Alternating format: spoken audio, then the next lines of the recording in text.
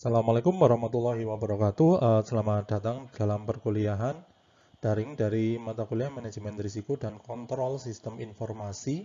Pada materi kali ini kita akan membahas tentang risk analysis atau analisis risiko. Jadi analisis risiko ini merupakan salah satu kegiatan yang harus dilaksanakan pada proses manajemen risiko. Oke, saya Aditya Rahmadi. Saya akan mencoba untuk memberikan penjelasan tentang apa yang dimaksud dengan risk analysis serta komponen-komponen dan karakteristik dari analisis risiko. Silakan mengikuti, semoga apa yang kita bahas ini bisa bermanfaat.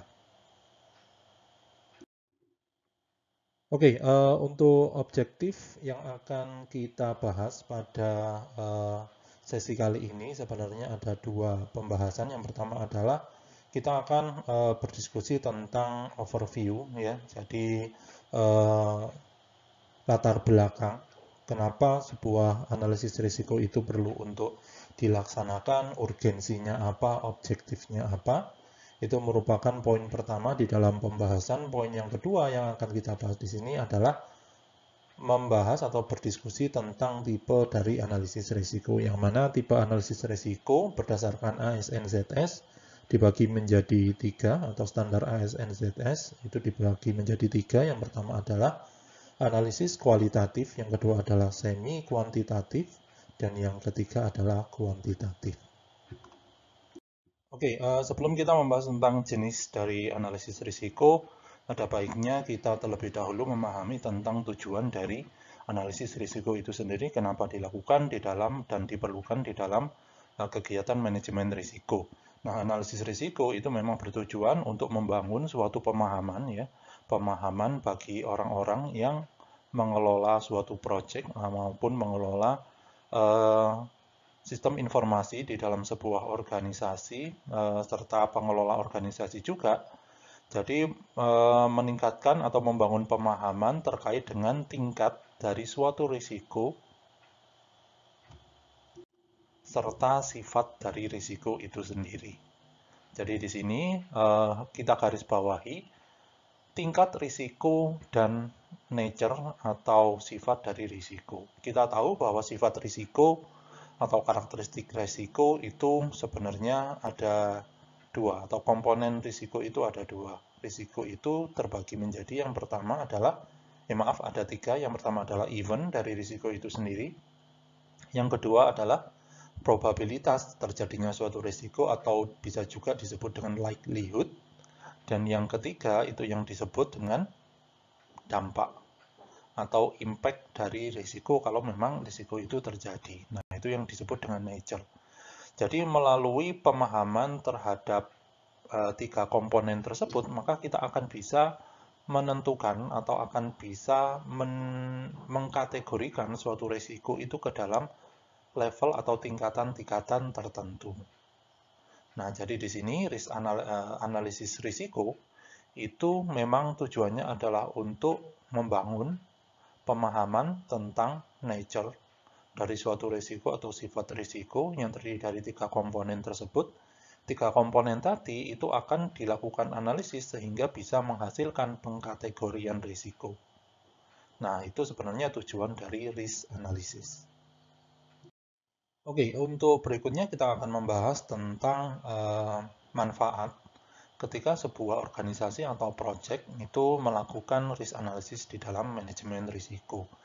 Jadi analisis risiko itu akan membantu organisasi maupun proyek di dalam menentukan langkah-langkah apa yang harus diambil untuk menangani risiko serta opsi-opsi apa saja yang bisa dipilih ketika organisasi akan menangani suatu risiko. Jadi dengan menggunakan analisis risiko, maka kita akan bisa menentukan prioritas mana dari risiko yang perlu untuk diperbaiki terlebih dahulu, serta opsi-opsi apa saja yang bisa kita gunakan untuk mensolusikan risiko ketika itu terjadi.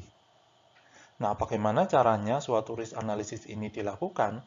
Caranya itu adalah dengan mendefinisikan dan juga mengkombinasikan konsekuensi dari suatu risiko dan likelihood dari suatu risiko ke dalam bentuk analisis yang dibagi menjadi 3. Yang pertama itu adalah kuantitatif, kualitatif, dan yang ketiga adalah semi kualitatif. Semi kuantitatif. Itu yang disebut dengan analisis risiko, itu menggunakan 3 langkah ini, bisa menggunakan 3 pendekatan ini. Nah, konsekuensi itu apa? Konsekuensi dari risiko itu apa? Konsekuensi risiko itu merupakan dampak dari risiko.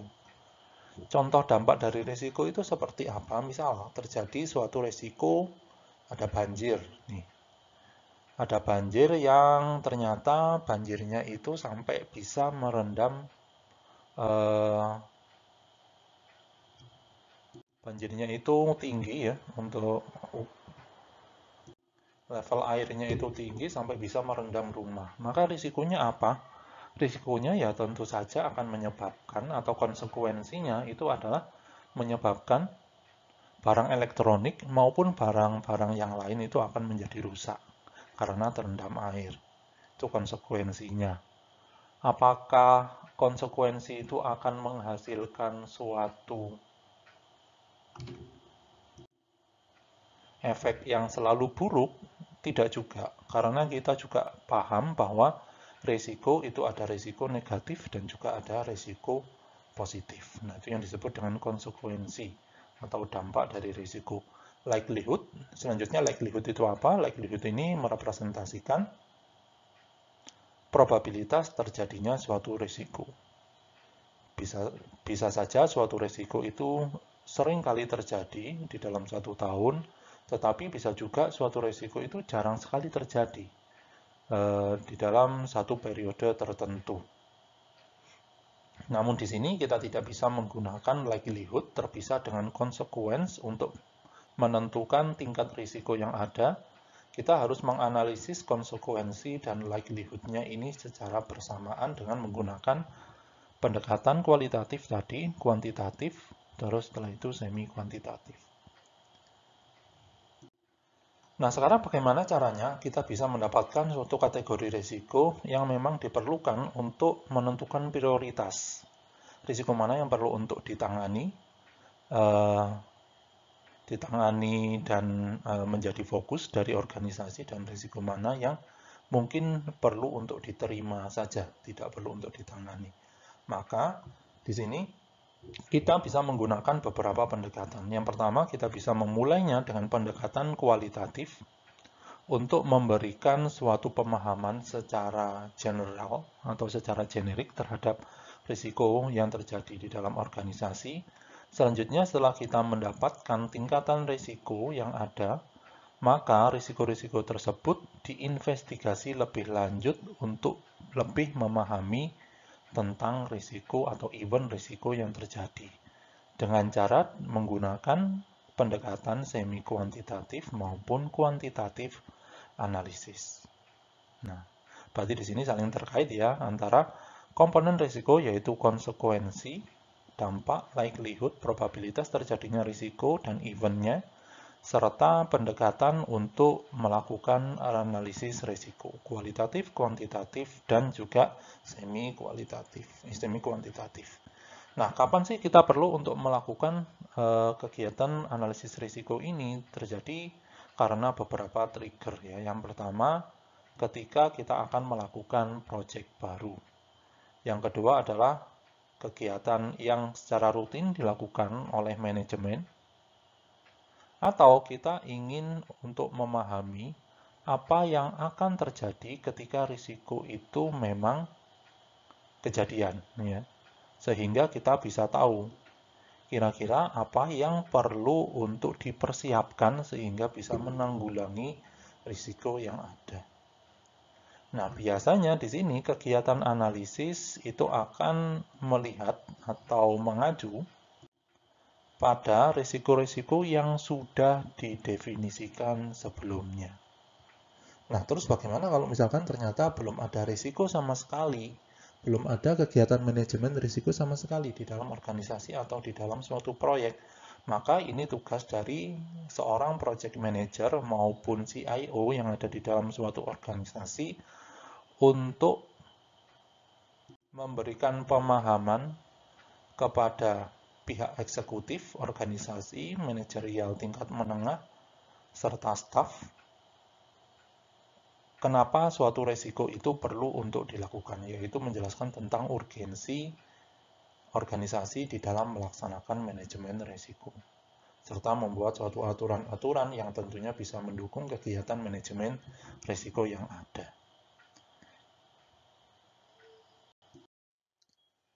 Nah, oke, untuk berikutnya kita akan membahas tentang basis dari suatu risk analysis. Jadi, metode analisis risiko, yaitu kualitatif, kuantitatif, maupun semi kuantitatif, itu akan bisa ditentukan berdasarkan dari konteks serta tujuan serta resource yang available di dalam melakukan manajemen risiko. Tentu saja karena apa? Karena kita paham bahwa resource di dalam suatu organisasi itu terbatas dan organisasi tidak bisa menangani seluruh risiko yang muncul.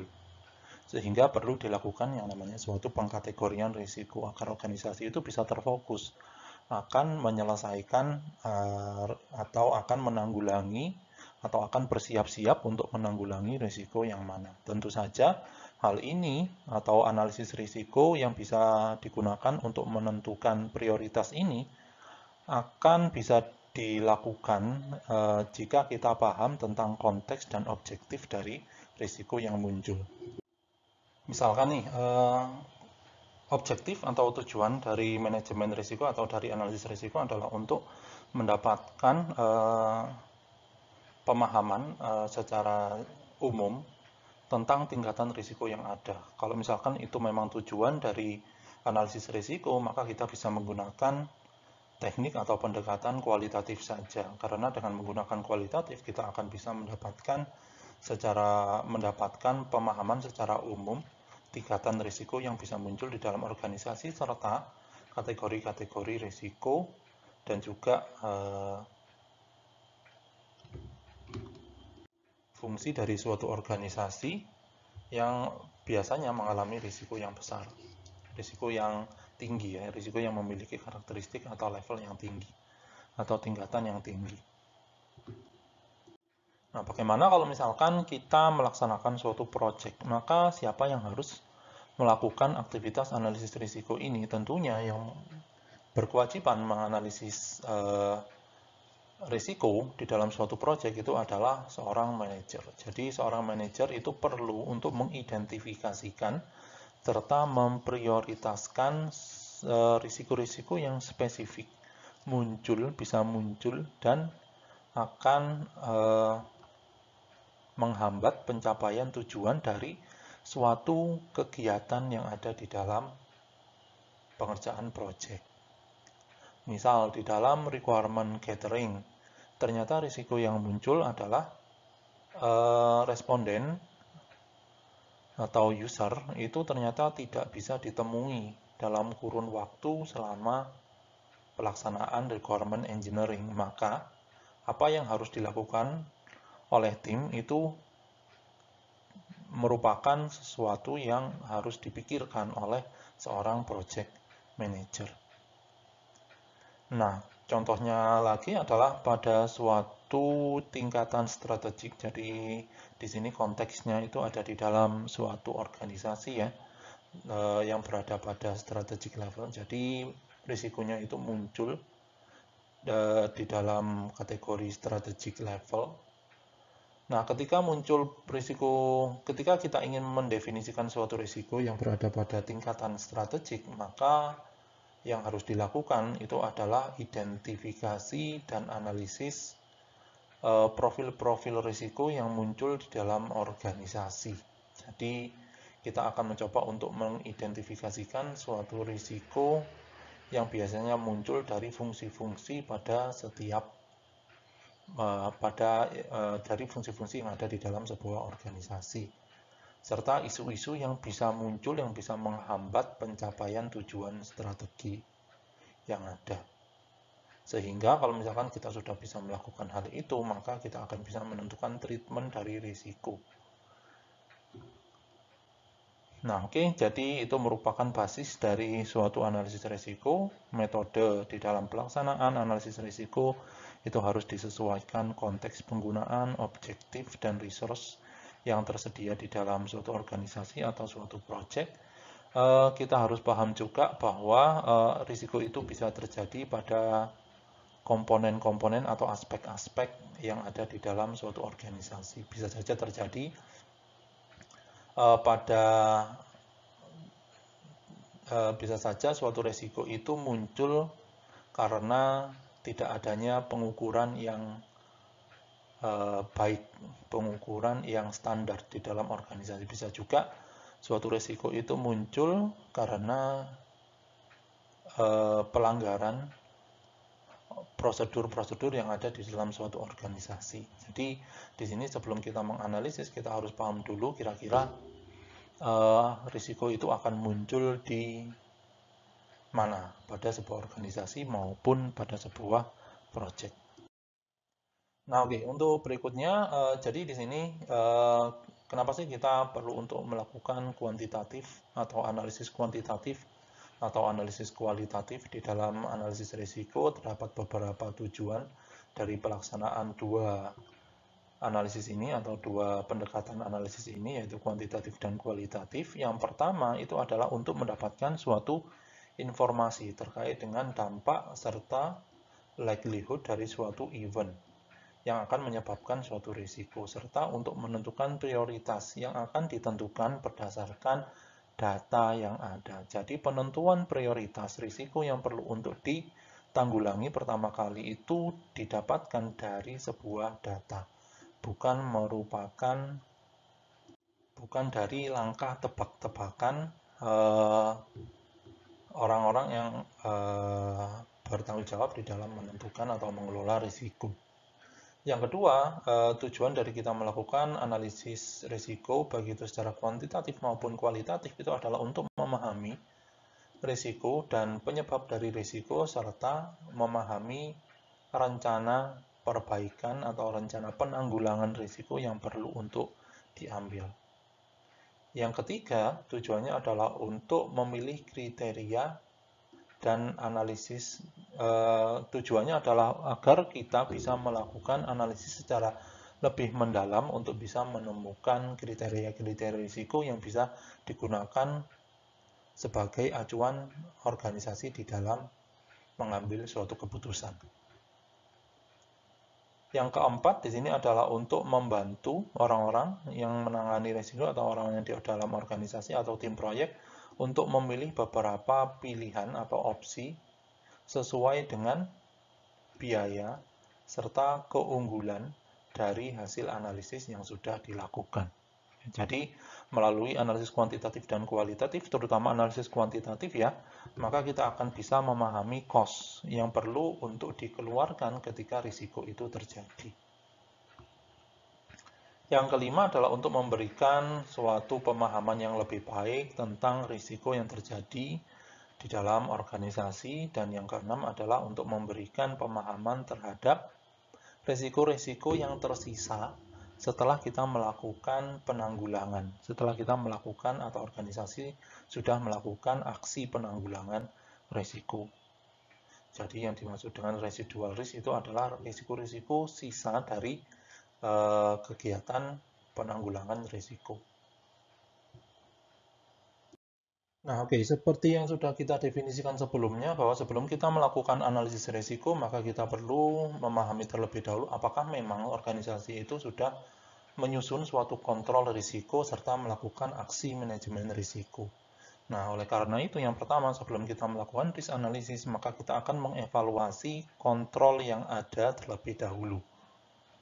Jadi di sini kita akan mencoba untuk mengidentifikasikan proses-proses untuk mengontrol risiko apakah sudah ada di dalam suatu organisasi atau tidak, device atau teknik dan praktek-praktek yang bisa diterapkan untuk menanggulangi serta mengontrol risiko yang ada.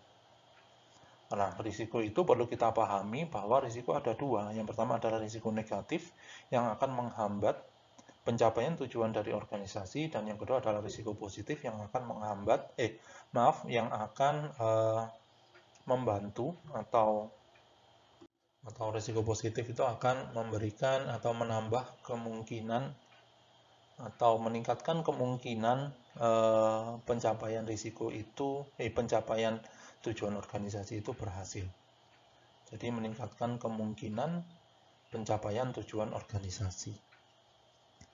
Nah, jadi di sini di dalam mengevaluasi kontrol risiko, di sini yang perlu untuk dievaluasi adalah apakah ada prosesnya terlebih dahulu, apakah ada device atau teknologi yang bisa digunakan untuk mengontrol risiko atau teknik-teknik yang bisa digunakan untuk mengontrol risiko, dan yang ketiga adalah praktek-praktek serta standar dan best practice yang ada di dalam manajemen risiko. Kita definisikan 3 itu. Kalau misalkan ternyata dari hasil evaluasinya tidak ada, maka yang perlu untuk dilakukan adalah membuat prosesnya terlebih dahulu, membuat suatu teknik atau menggunakan suatu teknik, serta mengacu pada standar dan best practice yang ada untuk bisa menanggulangi risiko. Karena kenapa sih kita perlu untuk mengevaluasi existing control yang ada di dalam organisasi? Karena di sini kontrol yang akan digunakan di dalam manajemen risiko itu akan bisa dihasilkan berdasarkan hasil dari kegiatan penanggulangan risiko yang sudah terjadi sebelumnya. Jadi analisis risiko serta penanggulangan risiko sebelumnya itu harus ada terlebih dahulu sebelum kita membuat suatu kontrol. Kalau misalkan ternyata belum ada, ya berarti pada tahun ini kita perlu untuk menginisiasi langkah-langkah manajemen risiko di dalam suatu organisasi dengan membuat beberapa komponen mulai dari proses, device, practice, risk management plan, dan lain sebagainya. Baik, setelah kita memahami tentang tentang basis dari kegiatan analisis risiko, selanjutnya kita akan mencoba untuk berdiskusi tentang tipe-tipe dari analisis risiko atau tipe-tipe dari pendekatan yang bisa digunakan untuk melakukan analisis risiko. Yang pertama itu adalah kualitatif analisis, yang kedua adalah semi kuantitatif analisis, dan yang ketiga itu adalah kuantitatif analisis.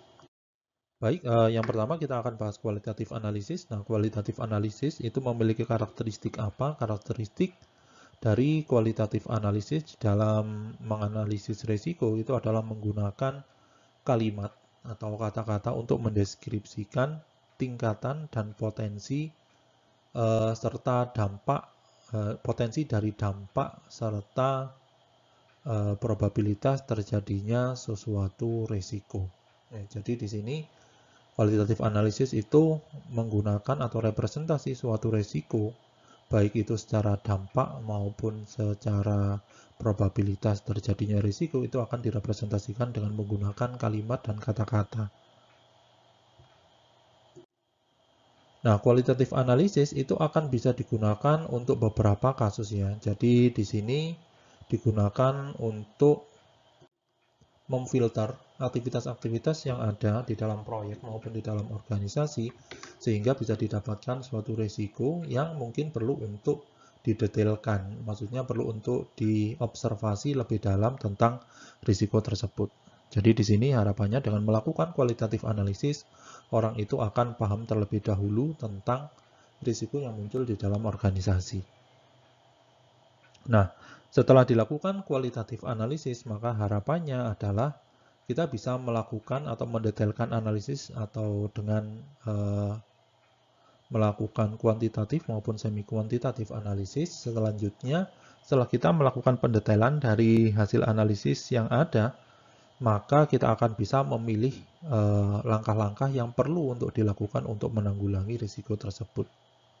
Nah, tentu saja analisis kualitatif itu harus berdasarkan pada data, ya.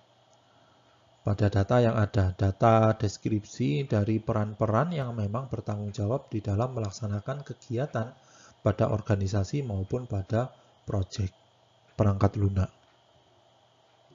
atau proyek sistem informasi. Atau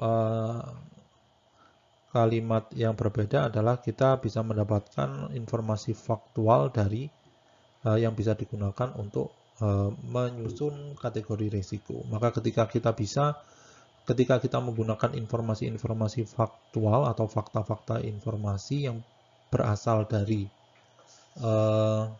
peran yang bertanggung jawab terhadap suatu kegiatan pada organisasi, maka kita sudah melakukan kegiatan analisis risiko secara kualitatif.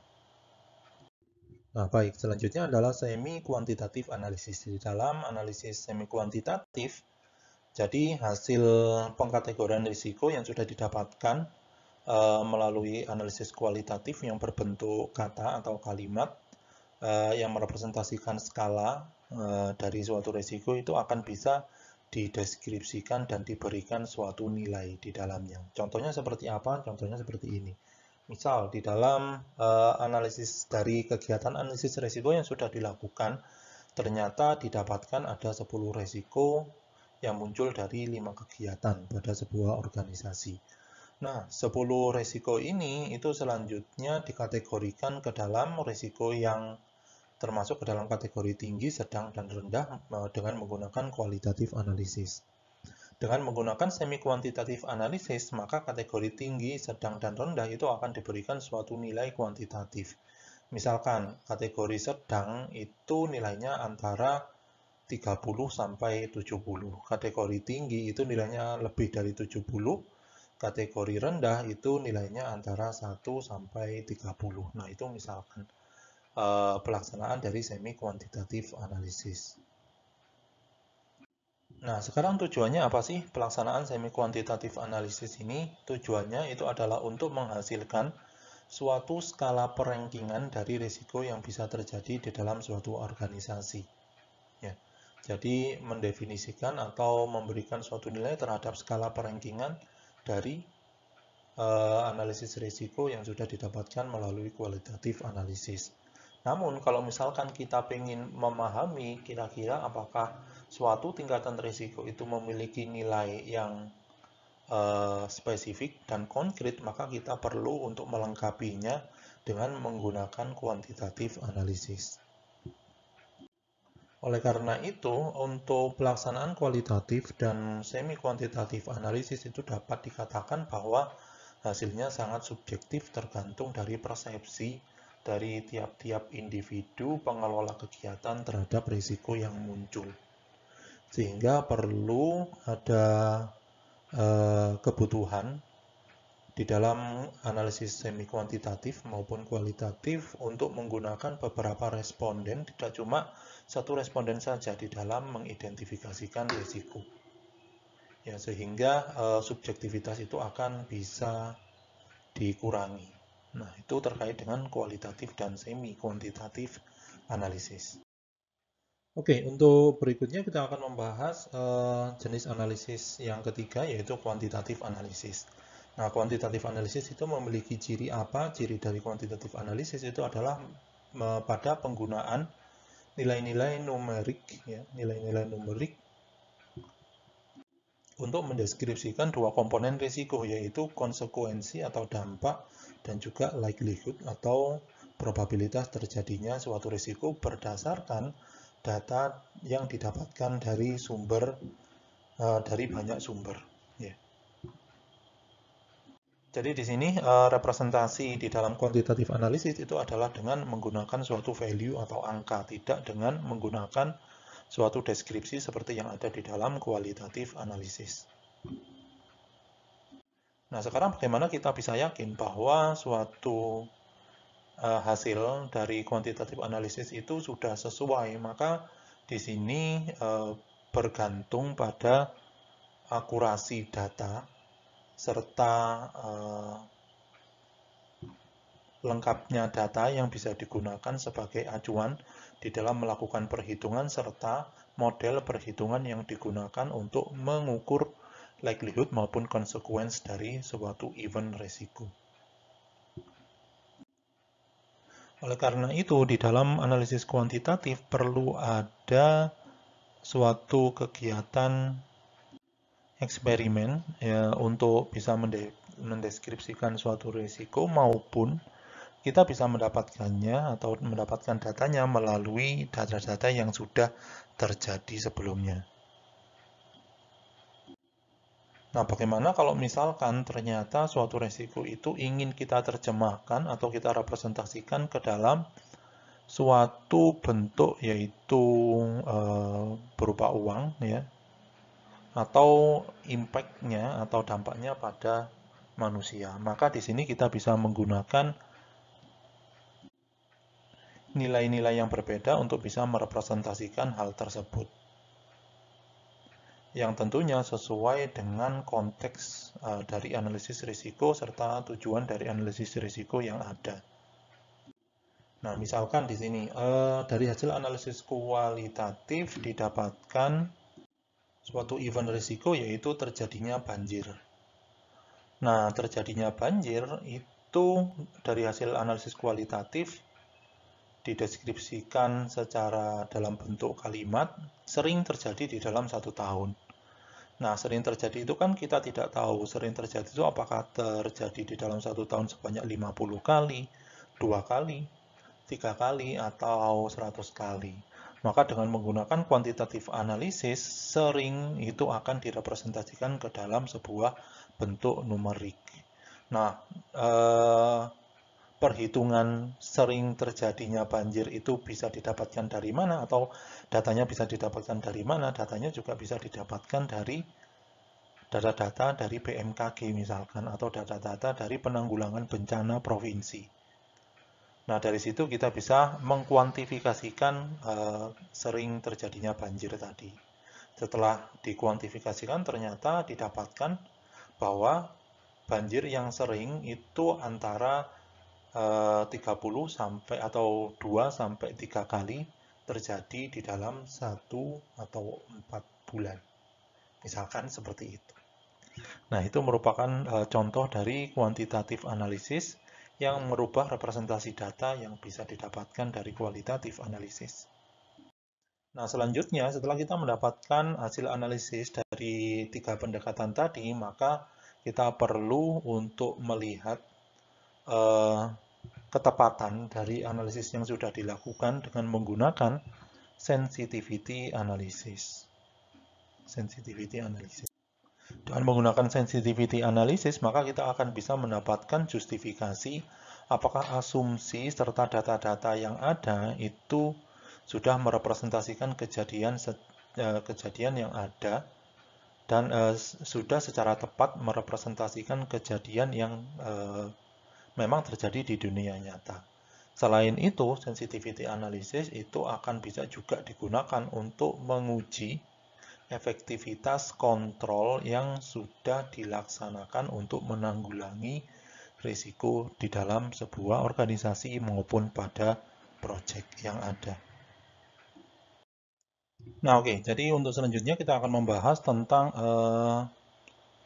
measurement dan skala yang bisa digunakan untuk menilai suatu resiko atau mengkategorikan resiko. Nah, apapun tipe analisis yang digunakan, baik itu kualitatif, kuantitatif, maupun semi kuantitatif, maka pengukuran dari suatu resiko itu harus menyesuaikan atau sesuai dengan karakteristik dari ukuran yang ada. Nah, skala atau sesuai dengan skala yang ada. Skala itu kita bisa definisikan ke dalam 4 jenis skala. Yang pertama adalah skala nominal.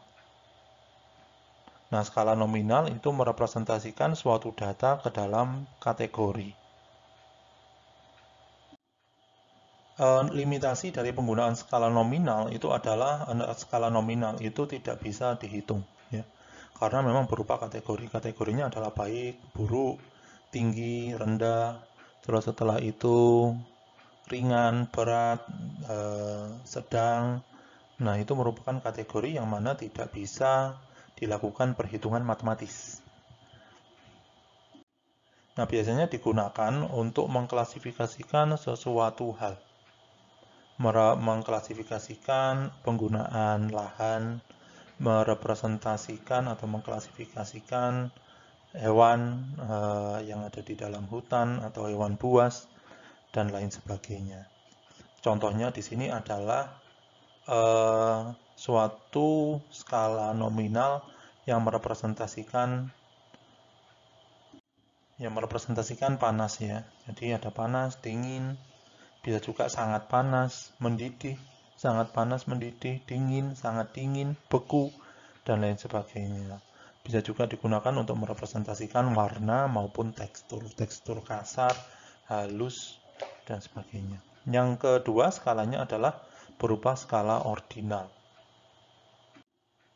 Skala ordinal ini memiliki karakteristik apa? Skala ordinal ini masih berupa bisa juga bisa direpresentasikan dengan menggunakan kategori dalam bentuk kalimat maupun dalam bentuk angka, yang mana itu akan bisa dikomparasi antara satu kategori dengan kategori yang lainnya.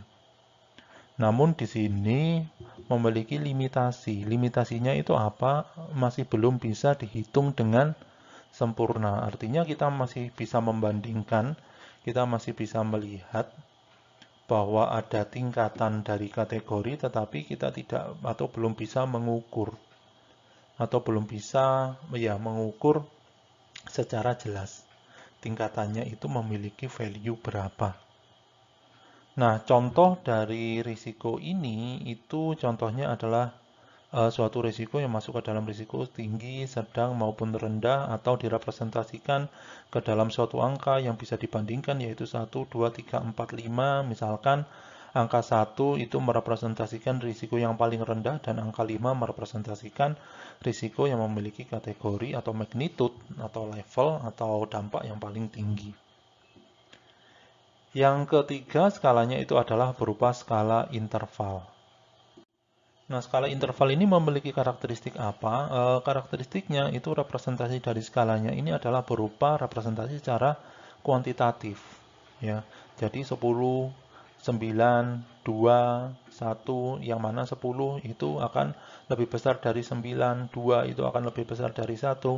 Yang mana skala interval ini memiliki limitasi atau batasan, yaitu kelebihannya dulu ya, interval ini akan bisa dilakukan operasi matematis, namun tidak boleh merepresentasikan angka minimum 0. Ya. Jadi tidak boleh ada 0 point di sini. Nah, yang terakhir adalah suatu rasio. Rasio ini representasinya bisa kuantitatif atau representasinya adalah kuantitatif, jadi sama atau hampir sama dengan skala interval. Namun di sini atau di dalamnya itu terdapat penentuan nilai yang sudah disepakati. Sehingga dengan menggunakan rasio kita akan bisa membandingkan antara satu angka dengan angka yang lain, apakah lebih tinggi atau lebih besar, atau lebih rendah atau lebih berat.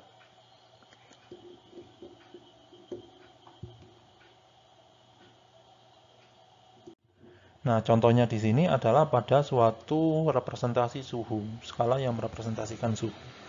Antara 10 derajat dengan 100 derajat Celcius. 10 derajat Celcius itu dapat dikatakan 90 derajat lebih rendah dari 100 derajat Celcius. Sedangkan 100 derajat Celcius bisa dikatakan merupakan suhu yang lebih tinggi dengan kelipatan 9 kali dari 10 derajat Celcius. Yang mana nilai paling rendah, yang mana itu merepresentasikan